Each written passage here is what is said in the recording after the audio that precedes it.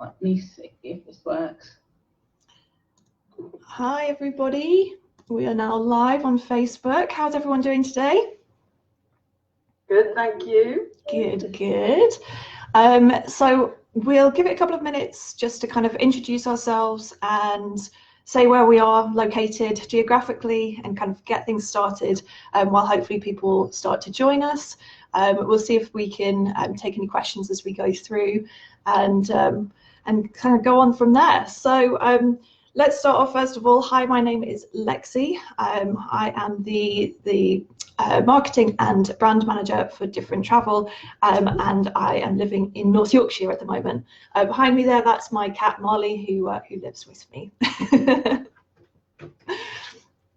Jill, do you want to go next? Yes, I'm Jill. I'm in a sales and business development role, which is a bit slow at the moment, but still very much involved. And I'm working from West Sussex. Sarah?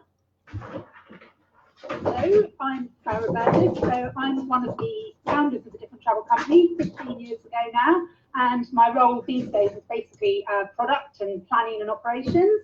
I'm based in Hampshire. I've got my colleague Billy the dog working with me, so you might hear him barking as the postman arrives. One of the challenges of home working that we'll come on to talk about.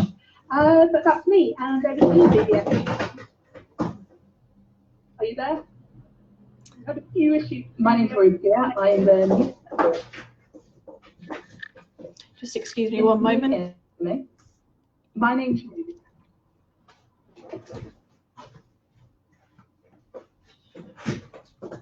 Hi, my name's Ruby. I'm the newest member of Different Travel, having joined 6 weeks ago now, and I'm working from home in Greater Manchester. Perfect, thanks so much. So we've got a few people watching us on Facebook. So to you guys, if you've got any questions, then please don't hesitate to fire them across to us. We'll do our best to answer those. It seems that my cat has decided to be as noisy as possible at the very least opportune moment, so it kind of demonstrates the points that we're going to be talking about, like Sarah mentioned, with her dog Billy. So let's get straight into it. First of all, we're going to talk about kind of perfecting the workspace and getting a kind of environment that's conducive to, productive working. So Sarah, do you want to start off with that? How do you set up your working space to be kind of productive and comfortable? Okay, well, I think it's important to have a designated space. For me, to be honest, I have two. I do have my official office, which is a converted space up in the loft, which is where I am at the moment, away from the hustle and bustle of noise downstairs. And I just find it really important to have it set up so that that is your workspace and it's totally different to your everyday other life, your social life, your home life. Somewhere that you can walk away from at the end of the day, at lunch hour, you can leave a designated spot and sort of put it to rest, as it were. When you are working there, it really helps as well just have that area that you can really focus purely on work and not have trying to kind of eliminate as many of the other distractions going on around you as possible. I don't know, have you got anything to add to that, Jill? How do you find it? Well, unlike you, I don't have an office space, a room that I can set up in, but I don't have children around, I don't have pets. So I set up in my living room at one end of my dining room table, and it's a dedicated space, but something I put away in the evenings as well. So I know that I'm not going to have any disturbances through the day, and everything's there that I need, my computer, my telephone, very little really, and yeah, I find that works for me. Yeah. No, that's great. Ruby, you've only just joined the company from working in a kind of very people-facing role before that. How are you adjusting with working from home, and how have you managed to set up the perfect working environment for you? I think I've come quite well, really. One of my sisters works from home anyway, so I was kind of used to the working from home culture as it was. But she's got the main home office, so I set up in the spare room. It's unusual not having people around you, but at the moment we've got 4 home workers, so we're all kind of meeting up for lunch and sharing brew breaks and that kind of thing. So yeah, it's working out quite well. I've set up, and like Jill said, I need to put it away at the end of the night and close the door on the office, and that's a really good way of kind of separating home life and office life while it's all in one room. I think that's a really important thing. It's not just about being able to manage, being productive at work. It's also about being able to switch off at the end of the day and kind of separate your work life from your home life. Certainly for me, the way I have my kind of workspace set up is it's kind of facing away from the rest of my lounge. So my sofa, I'm facing away from it when I'm sat on my sofa, and I kind of can't see my desk when I'm having my downtime. So it gives me that physical separation. I'm not looking at my workspace when I'm having my downtime in the evenings, and for me that's really helpful. You've got to have that kind of separation there, make sure that you're kind of able to unwind a little bit, because it can be very, very tempting just to carry on working even after your normal day of working hours is finished. It's one of those things as well where I think it's very easy to get distracted, and it's when you're working from home, there's things like your pets, and you've got the laundry might be on, and all sorts of different things like that. What kind of ways do you find are best to help you focus? I'll direct that to Rubia first of all. I find scheduling very important, just in the way where I work. So at the end of the day, I'll make a list of what I need to get done for the next day. My desk is covered in post-it notes and weekly lists and daily lists, and I find setting alarms to remind me to go and have lunch. I'm one of those who gets completely absorbed in what I'm doing, so I'll set an alarm to make sure I'll leave the space and go and have some downtime. Don't have lunch at your desk. Do leave it. It's quite tempting. After 10 years of working in an office, I've eaten at my desk more times than you can imagine, but that's something that I'm not doing it at home. So yeah, I find it really important to kind of take that time and schedule things in, but again, that doesn't work for everyone. How about you, Jill? Well, I schedule my work day very much as if I was in an office, really. I start work at a certain time, and if I've got things to do, I do them, like the laundry, anything, maybe go to the shops really early. I do them before I start work, and then I'll have a break mid-morning, just as you would in an office, and lunch. And so if I've done the washing before I started and the washing is finished, I wait till my coffee break to put it out.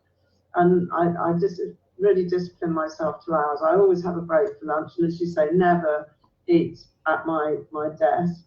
And when 5 o'clock comes, I switch down, switch off my computer, shut it down, put my paperwork away. My dining room table's back to being a dining room table, really. So I find that sticking to the discipline you would in an office is really helpful, and I think it's probably more productive than being in an office, because you don't have distractions, you're not talking to other people, you're just really doing work within those times as well. Sarah, would you agree? I think the fact that you don't have those other distractions makes it all the more important that you do take that time out and have your breaks away from your desk, because as you say, otherwise you can sort of, it's easy to get carried away, and then you will sort of not be feeling great or on top of things at the end of it because of that. I'm one of those people, I don't have to set myself reminders to eat. I always remember to eat. But yeah, just to have that time away and to sort of plan, I guess, in advance a bit what you may be going to do. I mean, I think especially at the moment when we're all in such a strange situation with the current lockdown, it's very easy to, I don't know, people complain about getting bored or just sort of like the mundaneness of everything, but just to give yourself something to look forward to at lunchtime, whether that is going out and sitting in the sunshine in the garden with a sandwich, or whether it's catching up with something on television or doing a fitness class, just having a focal point to look forward to during the day to break up that routine, I find really, really helps as well, particularly at the moment. Yeah, I think that's really important. It's kind of, you need to schedule in breaks and give yourself that mental space. And particularly, when you're working in a home environment, you're not physically with people, so it can be quite mentally stressful as well. You know, you've got that kind of very different way of working, and it's important to kind of step back and have that space sometimes to kind of reset yourself and have that kind of the fresh eyes on things. Certainly, I mean, I'm very similar to Rubia in that I have to schedule in, I have to set an alarm for having a cup of tea or a lunch break. For me, it's I do get absorbed into kind of what I'm doing, so it's one of those things where, you know, if you can start the day by having a schedule ready, whether that's, you know, going through your to-do list or, you know, creating an hourly schedule. Sometimes people like to break things down hour by hour. It's really important, and it's just so important to kind of have those self-care things in place, whether that is just 5 minutes from your desk to sit in the sunshine or to put the laundry out. It's really important to have that kind of break from, you know, the working day. So in terms of kind of keeping organized and things, there's a few different tactics that you can do to help with that. So it could be, like I say, to-do lists. If you've got a whiteboard or a blackboard, maybe that, you know, maybe your kids have, that you can pinch for a period of time during this unusual period, and you can have something on your wall in front of you, and it helps you to focus. If you're working in a sales environment, you know, it's important to remember that you have targets that you need to set. So have those kind of in front of you in place so you can keep motivated, and remember, you know, that you are there at work, even if you are sitting in your lounge or your spare bedroom. So let's move on. We've got a couple of questions that have come in about communication, and how do you kind of manage communication effectively when you're working from home and you're not kind of in the office with people. Sarah, I'll direct that one to you first of all. Well, I mean, we've been working from home for such a long time that I guess it's become second nature to us. But that's where things like this and communicating online, whether it be by video call or just regular group meetings on Skype, for example, are really, really important. It just keeps you in contact with everybody, on both on a one-to-one point of view and with your team, and then also sort of beyond that with your customers as well. I mean, we've certainly found that over the last couple of weeks with all of our sort of regular customers that we might have been meeting, or you know, people that we would have been going and chatting to in person, are really appreciating that opportunity to have some kind of a video call to just communicate and keep in touch. It all makes it feel a bit more real. So yeah, I think we probably all found that. But you know, what are your thoughts? You've covered communicating with clients and customers. I'm just going to add that communication between ourselves has always been just totally spot on. I think we're all involved in different areas of the business, but we know where our areas touch on others, and any emails that are sent, you know, the relevant people are copied in. And I don't think I've ever come across in the 14 years I've been here of a miscommunication or, you know, anything serious that I didn't know that I should have known or someone else didn't know. So it's really, because we're not a huge company, we're big enough to handle those type of things and know who would be affected by what you're doing. And I think that's been a huge contributor towards the inner communication, internal and external. I would have to agree with that. I think, you know, having that really strong internal communication, it allows you to then have really strong external communication as well. So if everyone knows what everyone else is doing within the business to a certain degree, then, you know, if you receive a phone call from someone, then you can help them regardless of if it's your area or not. And it kind of gives that real continuity. And I think that's something that, you know, we're very, very strong at. So yeah, keeping in constant communication, but equally not kind of overloading your colleagues with with spam emails is super important. So finding that balance. And initially, you know, if you're not used to working from home, it can take a little bit of time to figure out what that balance is. So be patient with it. You know, don't try and kind of assume that you're going to find the perfect system immediately. It will take a little bit of time to kind of get through things and figure out the best way to work for you and for your colleagues. I think it's also probably important to mention that everyone is different. Everyone has a different way of working, and you know, you've got to allow for that. And that's again where communication comes in very, very strongly. You've got to know how it best works for each other. So a couple more things. We're going to wrap up in about 2 or 3 minutes. So there's just a couple of last minute things that we're going to cover. One of the questions that has been asked of us is about how to deal with caring for children and pets as well, whilst you're working from home when you wouldn't normally be. I'll kind of quickly touch on that one personally. You've seen my cat joining us. That's Marley, who's been joining us throughout the video. I don't have any children at home, but I do have a very, very needy and attention-seeking cat. So from that side of things, it's a case of being aware that he does have needs as well. You know, he might be hungry, he might need his cat litter box cleaned, and it's a case of making sure that you care for that individual, that animal, to make sure that they are happy, because at the end of the day, if you ignore them and just kind of pretend that they're not there, the risk is that they're going to get upset and it's going to cause longer problems, longer term issues, or just generally make your life a little bit more difficult. You have that kind of stress of, I've got to look after someone else or something else, and I can't focus on my work because I'm too busy worrying about that. So again, you can kind of schedule that into your day. So knowing that you have children around, you can give yourself a break and allow yourself to spend some time with your kids and kind of have that opportunity to use that as a rest break. Does anyone else want to kind of add anything there? Ruby, I know your sisters have got children, so have offered some really good advice on how to manage that. Yeah, I think it's really important not to feel guilty when you have to stop working to take care of a little child. It's just about planning effectively and rescheduling your work to work around them. If there's 2 of you, share the workload. One of you have the kid in the morning, the other in the afternoon, or take advantage of nap times. When the children are a little bit older, you can kind of set them up with their own tasks. I've got one friend who's all the kids of their colleagues, they have a mini kiddie conference, so they have a little Skype chat. The kids all talk to each other, so they're getting the interaction, and then it's okay, it's mummy and daddy's time to work now. They've got their own little desk set up with the colouring or their schoolwork or what have you, so it feels as if they're involved with the work as well.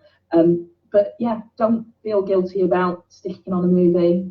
It's allowed. Let the kids have a lie-in. Things were all a bit unusual. Try and keep some routine, but if routine goes out the window, so be it. Don't feel guilty about it, I think. There's some really good points there. Sarah and Jill, do you have anything to add to that? No, I don't think so. I think what Ruby has said makes a lot of sense. Yeah, it's involving the children, making them feel they're working at the same time as you seems a really good idea, and not feeling guilty about having a bit of time out to be with them. Sarah? Absolutely. I mean, we're obviously in a very unusual situation at the moment. I mean, some of our team members do have children, and obviously under normal circumstances, they work hours that fit in around the children being at school or being in for the childminder or in daycare, which is fantastic, because I think, in normal circumstances, it is a more ideal scenario to obviously be working and the children to be occupied and taken care of. However, it's such unusual, unprecedented times at the moment that everyone's having to adapt, and as Ruby started off by saying, not being guilty is the main thing. It's a very, very weird time for them. They're going to need your support and your attention just as much, so or more. So yeah, scheduling in that time to be with them is just as important. Some really, really good points there. So we're just going to finish off on one final question. I think this is probably the most important question. The one that's been asked the most is, how do you avoid snacking throughout the day? Jill, do you want to start off with that one? How do you avoid mindlessly snacking? I don't have a real problem with it. I sometimes sitting at my desk at 10:30 and think, I feel a bit peckish, or I haven't had breakfast. And so I just stick to, lunch break. I literally don't snack at my desk, but that's just me. I know others have problems. Yeah. Sarah, shall we direct this to you? I mean, yes, I am a snacker and a grazer, and I would quite happily sit there and eat all day if I could, but I know that I can't. And I've been working from home for 15 years now, and I am very much in the routine. I do have to have a set routine. I have to plan my meals in advance, particularly at the moment when you can't just nip to the shop to buy something that you might want. But I will plan my menu so that I'm eating healthy, nutritious lunches that I've organised in advance, and I know the whole week exactly what I'm going to have each day. And when it comes to snacks, I do let myself have one snack a day, either mid-morning or mid-afternoon, depending on how I feel. But that will always be something healthy. You know, it might be a cereal bar or a fruit salad or something, again, that I've got in and prepared. Personally, I have a very strict routine of keeping the sort of less healthy things to the weekend. So the weekend is when I will let myself have a drink, have some cake, eat some slightly less nutritious, less healthy food. But during the week, I am very, very strict. And for me, I find that works. I do think I would struggle if I'd been used to be doing in an office environment and now suddenly we're having to kind of cope with that at home. But I think luckily over the years, I've just got into that routine that works for me. That's great. And Rubia, how are you managing it? Yeah, we used to have a snack drawer in the office, which was within arm's reach. So I was constantly dipping into that, lots of biscuits, lots of chocolates. At home, I'm being a bit more disciplined with myself. I don't snack as often, but I find if I bring a snack up with me in the morning, then that's it. I'll know that's my limit for the day. So I'm portion controlled in that way. So I'll bring up an apple or a banana or a little treat. And treats are allowed. If you're having a rough day and you need a bit of chocolate in the afternoon, that's fine. But I find if I have my plans set in the morning, I'm not having to nip downstairs to try and find something else to graze on, really. So yeah, that works for me. I think that's a really important thing you mentioned about portion control. One of the things that works for me, I'm not a big snacker, but if I do snack, I tend to be that person that brings the entire pack of biscuits to my desk, or the entire kind of package of whatever it might be that I'm snacking on. And having that kind of conscious plan to just take, the one biscuit out of the container, or, one portion of the fruit salad or whatever it might be, to your working area, but also to switch off from work whilst you're doing it. So for me, I find it has to be mindful eating. If I've got something on my desk, then if I'm trying to work and I've got the snacks there, I will just keep eating and eating and eating because it's there and I'm not really thinking about it. So for me, I have to literally move myself away from my working space and concentrate on what I'm eating and kind of enjoy it. And then I can, I don't feel like I have that desire to kind of keep eating and eating mindlessly. And the other thing as well that I think is really important is about keeping hydrated, because quite often when you think you're hungry, actually you're thirsty. So having kind of a bottle of water on your desk, or a cup of coffee here and there, that's really important. But again, trying not to drink sort of caffeinated drinks if you can, because that can have physiological effects which aren't particularly pleasant. So it can cause increased heart rate and anxiousness and things like that, which doesn't help your working day. So consider moving to decaffeinated beverages or sticking to water, and that will help kind of manage your hunger levels as well, because like I say, most of the time, or quite often, it's an emotional feeling, which is what leads to snacking. So yeah. Perfect. Okay, so we're going to wrap up here. Thank you so much, everybody, for your time this morning. We haven't had any more questions coming on the Facebook Live, but if there are any other questions that come in, we'll try and address those at a later stage, or answer those questions in the comments. At around about 1 o'clock today, we are going to be launching a free ebook, which is about tips and hints on working from home. So make sure you like our page and get ready to receive the download link for that. Thanks once again for joining us, and we hope you found this useful. And we'll catch up with you again at some point soon. Thanks so much. Bye. Bye.